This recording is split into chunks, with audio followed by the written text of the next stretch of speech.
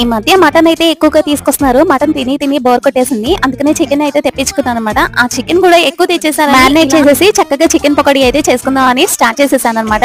మీలో ఎంత మందికి చికెన్ పకోడీ అంటే ఇష్టమో కమెంట్ చేసి చెప్పండి. నాకైతే చాలా ఇష్టం. నేనైతే ఎప్పుడు ఊరికి వెళ్ళినా కూడా తెప్పించుకుంటూనే ఉంటాను. మా వారు చికెన్ పకోడీ కూడా బార్ షాపుల ముందర ఒక బండి మీద పెట్టుకొని చక్కగా అమ్ముతూ ఉంటారు. కానీ వేడి వేడిగా వేస్తూ ఉంటారు. కానీ ఆ బార్ షాప్ ముందు మనకి వెళ్ళాలంటే నామోషిన అక్కడి నుంచి పెరిగిన ఊరు, ఆ ఊర్లో అలవాటైన రుచులు ఎంతైనా మిస్ అవుతూనే ఉంటాం కదా. ఆ క్రేవింగ్స్ అన్ని కూడా. సో దూరాన ఉన్నప్పుడు ఇలాంటి బాధ అనేది తెలుస్తుంది. ఢిల్లీకి వచ్చినప్పటి నుంచి అలాంటి క్రేవింగ్స్ అన్ని మిస్ అవుతున్నాం అని ఇలా ఇంట్లోనే ప్రిపేర్ చేసుకుంటున్నాం అనమాట. ఊరికి బయలుదేరుతున్నాం అనుకుంటే చాలు ఎక్కడ లేని క్రేవింగ్స్ అన్ని కూడా స్టార్ట్ అయిపోతాయి ఆటోమేటిక్ గా. ఇక అవి తినాలి ఇవి తినాలి అనుకుంటూ ఉంటాం. కానీ ఏమి తినలో అనుకున్నది ఒకటే అయ్యేది ఒకటే. అక్కడికి వెళ్ళిన తర్వాత రిటర్న్ ఇంటికి వచ్చినప్పుడు నవ్వుకుంటూ ఉంటాం ఈ విషయాన్ని. ఇంటికి దూరాన ఉంటూ ఇలాంటి క్రేవింగ్స్ అన్ని మిస్ అయ్యే వాళ్ళు మాలా ఎంతమంది ఉన్నారో కమెంట్. డిన్నర్లోకి చపాతీలు, మార్నింగ్ వండిన చికెన్ కర్రీ, అలాగే ఇప్పుడు వేసిన చికెన్ పకోడీ అయితే సెట్ పెట్టేసుకున్నాం. నాగండి ఇక వెళ్తూ వెళ్తూ ఒక చిన్న లైక్ ఇవ్వడం మాత్రం మర్చిపోవద్ది.